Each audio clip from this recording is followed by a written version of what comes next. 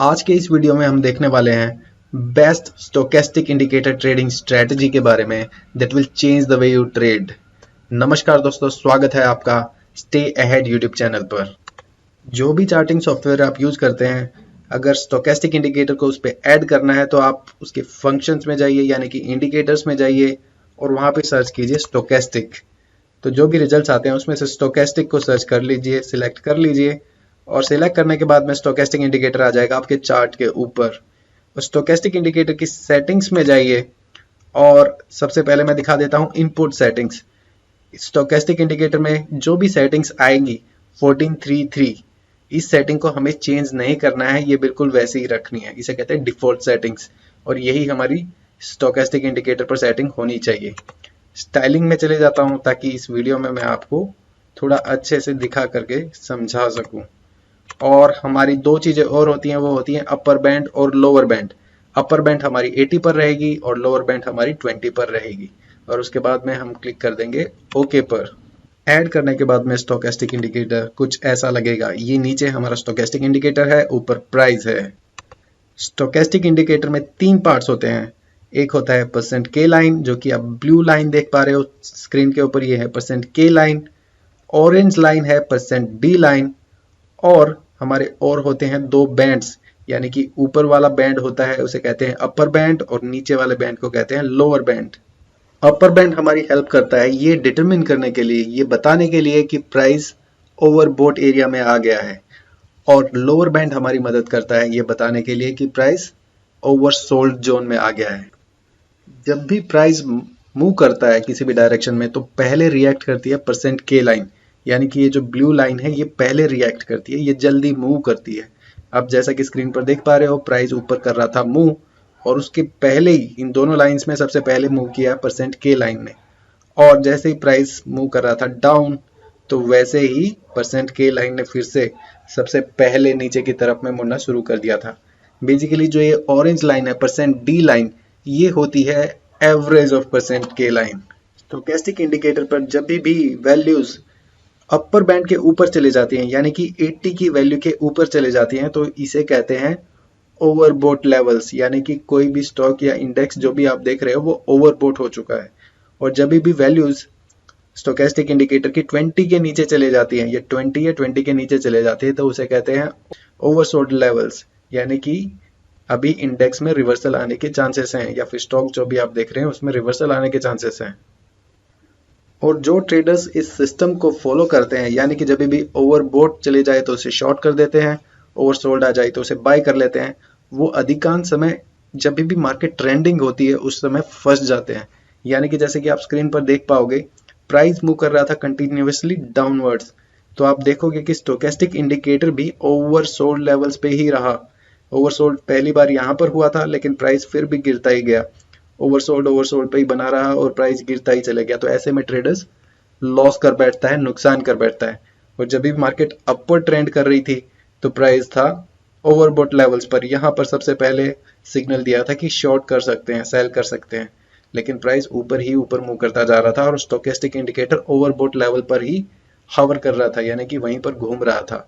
तो ध्यान देने वाली बात यह है कि स्टोकेस्टिक इंडिकेटर ओवरबॉट या फिर ओवरसोल्ड लेवल्स पे काफी लंबे समय तक भी रह सकता है, जिसकी वजह से काफी सारे ट्रेडर्स फंस भी जाते हैं। तो इस बात का खास ध्यान होना चाहिए। तो आइए अभी बात करते हैं स्टोकेस्टिक इंडिकेटर ट्रेडिंग स्ट्रेटजी के बारे में। दोस्तों, हमारे सब्सक्राइबर्स की ह्यूज डिमांड के बाद हमने हमारा सिग्नेचर प्रोग्राम, मास्टर प्रोग्राम, जिसकी ऑफलाइन मोड में वैल्यू ₹28,000 है, उसको वीडियो फॉर्मेट में रिलीज किया है सिर्फ 499 में, जिसकी लेंथ करीब 3 घंटे की रहने वाली है। इस वीडियो प्रोग्राम में जो भी सिखाया गया है उसे अच्छे से सीख लिया तो फिर कभी भी आपको पीछे मुड़ के देखने की जरूरत नहीं होगी। इस बात की गारंटी मैं लेता हूं। ट्रस्ट मी, ये 499 आपकी जिंदगी की सबसे बढ़िया इन्वेस्टमेंट रहने वाली है। वीडियो प्रोग्राम पाने के लिंक इस वीडियो के डिस्क्रिप्शन बॉक्स में है। इस स्ट्रेटजी के लिए हमारी रिक्वायरमेंट ये है कि प्राइस कर रहा हो ट्रेंड, यानी कि किसी भी डायरेक्शन में प्राइस ट्रेंडिंग होना चाहिए। यानी कि अगर अपवर्ड डायरेक्शन में ट्रेंड कर रहा है तो हायर हाइज बनाते हुए जाना चाहिए, और अगर डाउनवर्ड साइड में ट्रेंड कर रहा है तो लोअर लोज बनते रहने चाहिए। ये हमारी इस स्ट्रेटजी की सबसे बड़ी रिक्वायरमेंट है। तो पहले बात करते हैं बुलिश कॉल के बारे में। तो जैसा कि आप चार्ट पर देख पा रहे हैं, प्राइस बना रहा था हायर हाइज और ये हमारा क्लियर था अपवर्ड ट्रेंड में। तो हमारी एंट्री के लिए हमें क्या करना होगा दोस्तों? हमारी एंट्री से पहले हमारी रिक्वायरमेंट ये है कि स्टोकेस्टिक इंडिकेटर के ऊपर ओवरसोल्ड सिग्नल आना चाहिए। यानी कि पहली बात तो हमारा एग्जिस्टिंग ट्रेंड होना चाहिए अपवर्ड, यानी कि हायर हाइज बनने होने चाहिए, स्ट्रॉन्ग ट्रेंड होना चाहिए। और दूसरा ये है कि सिग्नल हमारा स्टोकेस्टिक इंडिकेटर पर ओवरसोल्ड लेवल्स पर आए और वहां से रिवर्सल देखने को मिले, जैसे कि इस केस में दिखाई दे रहा है। यहाँ पर परसेंट के लाइन ने परसेंट डी लाइन को नीचे से ऊपर की तरफ में तोड़ा और ओवरसोल्ड एरिया से वापस से बीच वाले एरिया में आने शुरू कर दिया था। तो ये एरिया हमारे लिए सबसे ज्यादा क्रिटिकल है। तो क्या हम यहाँ पे डायरेक्टली एंट्री कर लेंगे? नहीं, हम यहाँ पे डायरेक्ट एंट्री नहीं करेंगे। एंट्री से पहले हम ये देखेंगे कि कोई भी क्रिटिकल सपोर्ट जोन के पास में निफ्टी होना चाहिए, या फिर जो भी स्टॉक आप ट्रेड करना चाहते हैं वो होना चाहिए। पहली बात तो अपवर्ड ट्रेंड, दूसरा स्टोकेस्टिक इंडिकेटर पे ओवरसोल्ड लेवल और वहां से एक रिवर्सल का सिग्नल जैसे ही ऊपर की साइड में आना शुरू करता है। और तीसरी चीज सबसे इंपॉर्टेंट है कि कोई भी क्रिटिकल सपोर्ट जोन के पास में होना चाहिए आप स्टॉक जो भी ट्रेड करना चाहते हैं, जैसा कि इस केस में आप देख पा रहे हैं। अगर कोई सपोर्ट जोन नियर नहीं है और जो स्टॉक आप ट्रेड कर रहे हैं वो कंटिन्यूअसली हायर हाईज ही बनाते जा रहा है, ऑल टाइम हाई के पास में है, तो वैसे केस में आप मूविंग एवरेज का भी सहारा ले सकते हैं।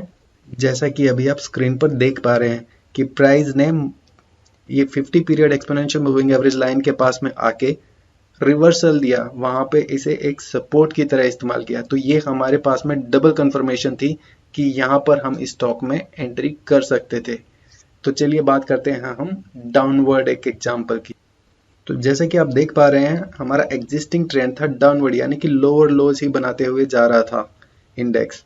और यहाँ पर भी आप देखोगे तो ओवरसोल्ड लेवल के पास में हावर कर रहा था। तो ऐसे केस में हमें सिर्फ और सिर्फ शॉर्ट कॉल्स ही लेना है, यानी कि सेल कॉल्स के ऊपर ही ध्यान रखना है। अभी हमारा नेक्स्ट स्टेप क्या होगा? हमारा नेक्स्ट स्टेप ये होगा कि स्टोकेस्टिक इंडिकेटर ओवरबोट लेवल्स दिखाए। यानी कि अगर आप यहाँ पर देखोगे तो स्टोकेस्टिक इंडिकेटर 80 के ऊपर पहुंच गया और इसने दिखाया ओवरबोट लेवल। तो क्या हम डायरेक्टली यहाँ पे एंट्री कर लेंगे? नहीं, हम यहाँ पे डायरेक्टली एंट्री नहीं करेंगे। पहले हम देखेंगे कि कोई क्रिटिकल रेजिस्टेंस लेवल से के पास में है क्या अभी। जैसे कि इस केस में देख पा रहे हो कि एक क्रिटिकल रेजिस्टेंस लेवल के पास था निफ्टी। और दूसरा हम ये भी देखेंगे अगर आपका कोई रेजिस्टेंस लाइन नहीं है वहां पर तो आप सहारा ले सकते हो मूविंग एवरेजेस का। इस केस में मैंने डाला हुआ है 50 पीरियड एक्सपोनेंशियल मूविंग एवरेज और वहां से भी एक रिवर्सल देखने को मिल रहा है। यानी कि एक तो रेजिस्टेंस लाइन है, ऊपर से मूविंग एवरेज पर भी वहां से भी रिवर्सल देखने को मिल रहा है, वहां पे भी रेजिस्टेंस दिख रहा है। और तीसरा है स्टोकेस्टिक इंडिकेटर भी हमारा ओवरबोट लेवल्स की तरफ में इशारा कर रहा है, तो वहां पर हमारी शॉर्ट पोजीशन क्रिएट हो जाती। जैसे कि आप आगे भी देखोगे तो यहाँ पर ओवरबोट लेवल्स आ गया था और उसके बाद में एक रिवर्सल देखने को मिला था। तीसरी अपॉर्चुनिटी यहाँ पर भी वही हुआ था कि निफ्टी ऊपर की साइड में जाने की कोशिश कर रहा था, स्टोकेस्टिक इंडिकेटर के पास में एक रिवर्सल आया ओवरबोट लेवल्स के बाद में और वहां से भी नीचे जाना शुरू किया। तो आई होप इस वीडियो से आपको कुछ सीखने को मिला होगा। अगर हाँ तो please like the video, subscribe to our channel. Thank you so much for watching. जय हिंद।